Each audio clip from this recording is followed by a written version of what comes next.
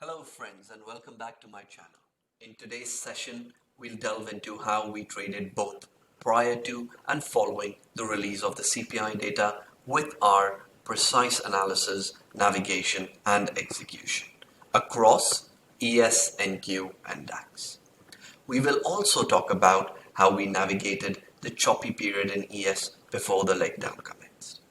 Throughout this review, you will gain insights into our exceptional preparedness, our heightened awareness, and above all, how the convergence of various factors ultimately guided our path. A significant part of my intraday decision making throughout the week is anchored by the insights and levels provided in the weekly plan, which I release every Sunday through Substack. I highly recommend subscribing to stay informed and benefit from this valuable resource shared for free. Without further ado, let's get to it.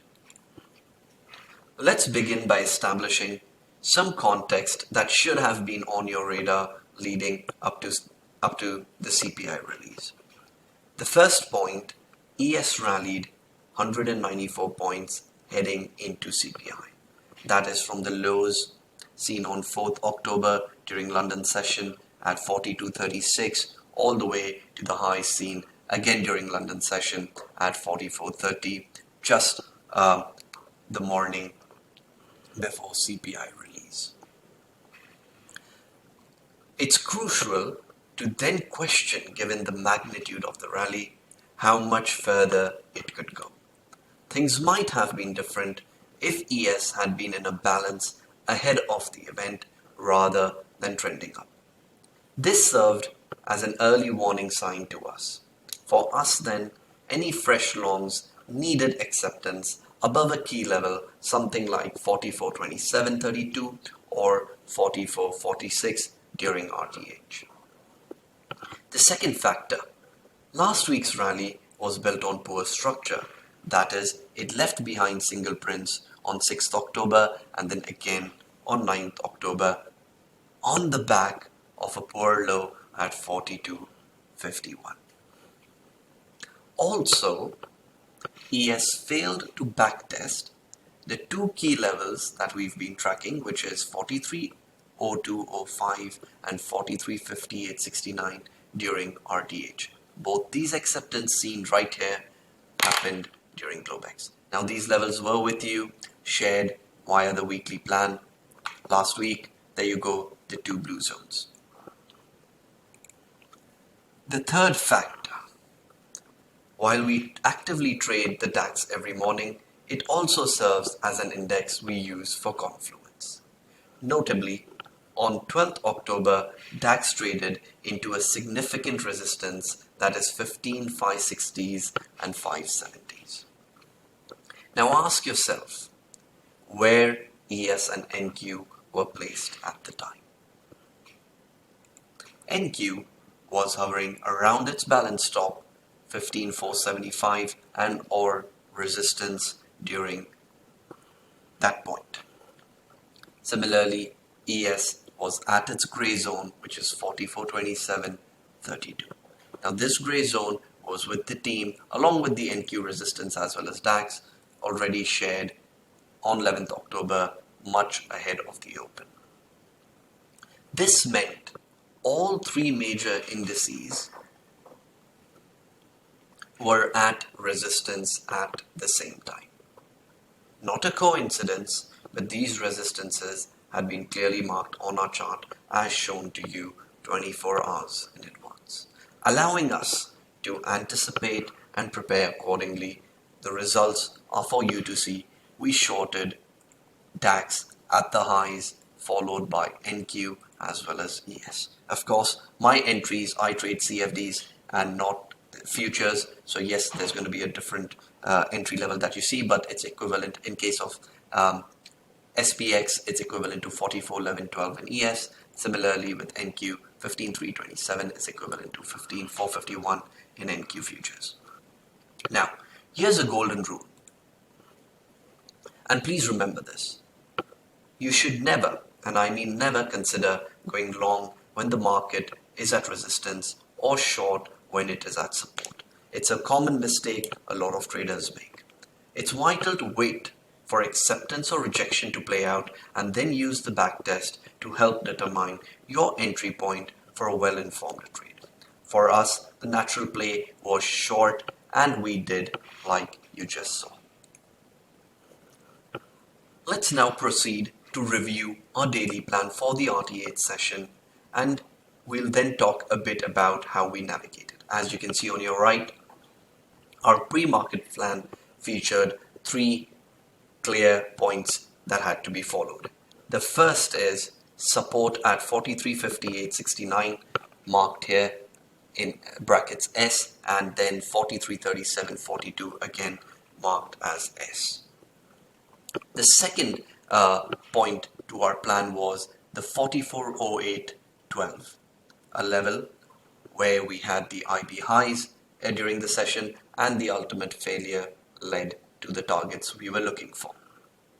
The third aspect to our plan was we were anticipating a 40 to 69 point RTH trading range, and that's precisely what we got. It was a 62 point range which literally dropped into our support. Now, as you can see, our support worked really well.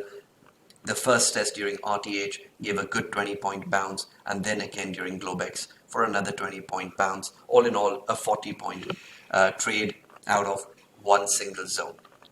Again, our next support again delivered approximately 20 points. So as you can see, I did not give the team multiple support levels. It was literally 2 support levels, almost 50-70 points apart from where ES was trading at the time, and when it did trigger, they both delivered. So as you folks would have realized, our plan was pretty precise, zones worked well, and now let's go ahead and review how we navigated the RT8 session using the MGI. First up, minutes ahead of the RT8 session beginning, I informed the team to look for a test of 44.02, which was Wednesday's value area high. Right here, the recent rejection of 44.18 EU low tells me ES wants 44.02, and that's precisely what we got. A very good 10-12 point drop. In fact, it served more, but the idea was served. That was pre-open, we were ready. It's literally 20 minutes before the open. But of course, my purpose here is to walk you through the notable divergence between ES and NQ seen post the initial balance period. To begin with, we had ES holding the value area high at 44.02, while at the same time NQ being at resistance. Now, that's a tough one, and I recognize that, is why I believe the analysis that I'm now going to conduct and walk you through should help you if a similar situation was to arise in the future. Given the divergence present, for the interim, we ended up prioritizing the fact that both ES and NQ were one-time framing up. That's the first element we tracked. It was one-time framing up in ES as well as NQ. And NQ was also above its EU low, while ES above its value area high. That led us to take the interim call of exploring a long at 44.02.04 and use value area high as the foundation to target 44.18, which is the EU low in ES. It delivered a nice little gain there. However, it took us at least 2 attempts to capture this move. Of course, that is primarily due to the chop that was being seen. Now, while we did explore the long in ES, we did not ignore the most important development that was taking place in NQ. That is, it was holding its resistance or balance top. In fact, we pegged our decision to short ES on the failure of initial balance high 44.14. And that's precisely what we did to capture the entire leg down. As you can see, my time of entry, of course, this is London time, which is 5:30, and that's exactly what I did. As soon as IB high failed, we got into 44.0812, our pivot, which was shared ahead of the open. I took the shorts right here, called it out live. We shorted NQ at the same time, and of course the DAX was already in motion earlier that morning. Now, here is where I want you all to pay attention. When initiating the long trade in ES, that is above the value area high, it could have gone either way, to be honest. However, we were aware of our rationale. We had a very clear defined reason. We backed that reason. We backed those elements that we identified. And with that, we also assigned a specific condition that would prompt us to switch to a short position in ES. That is, on the failure of the initial balance high. This trade was then a result of convergence of multiple factors coming into play, something that was missing earlier. As we just spoke about it earlier, we had one time framing up, we had ES holding the value area high, NQ also one time framing up, holding the EU low. But as ES flipped and failed to hold the initial balance high, at the same time NQ still being at resistance, now we had a very clear convergence, very clear confluence that literally allowed us to slap shorts confidently. Now, let's take a step back momentarily. Let's consider whether instead of going long against value area high, if there was a merit in taking a short position against initial balance high at 44.14. So instead, of exploring the 44.0204 long against the value area high, would it be wiser to short instead using the IB high? The simple answer is yes, it would have been a valid trade. However, I personally would avoid shorting into value area high for a straightforward reason. One, we seem to be finding acceptance outside of yesterday's value, that's one. And number two, we were also one time framing up, right? NQ EU lows were holding. So it's like, okay, let's not try to short into VAR. In fact, let's just wait for a failure. All right, folks. It often boils down to your thought process in these situations and how you manage your trades. It's not about right or wrong, but about the presence of convergence, of confluence, which guides you in picking the right direction. It may not always happen in the first instance, but understanding when and where to switch is essential.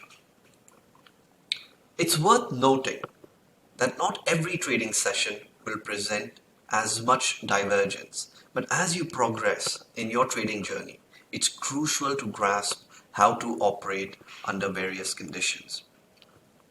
While in a trade, it's important to look beyond the immediate 10-point move. Ask yourself, where are we currently positioned? Where are we headed? What's the objective? In the context of the CPI data release, it was clear that a downward move was the dominant directional trade, one that had a potential to deliver at least 40-50 points.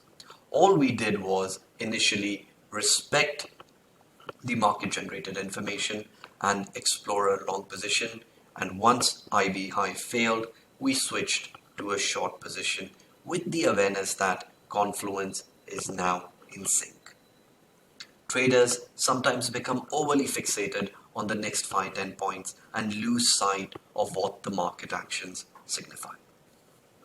We had foreseen that ES and NQ would trade at 43.40's range within a few sessions, a prediction we shared on Twitter back on October 9th. Our approach was to identify intraday opportunities that would allow us to ride the trend down. What led us to believe that ES would decline significantly is a topic for another session. Until then, I trust that this brief video has provided you with the insights on how to think and learn about our navigation on 12th of October. If you're eager to access my Discord community where I delve into my thought processes, share daily plans, issue real-time trade calls, and provide educational content, just click on the description box below to learn more. To kickstart your journey, use the code LEVELUP to enjoy an exclusive 20% discount on your first month. Until then, EdgebyRS signing off. Have a good weekend, folks.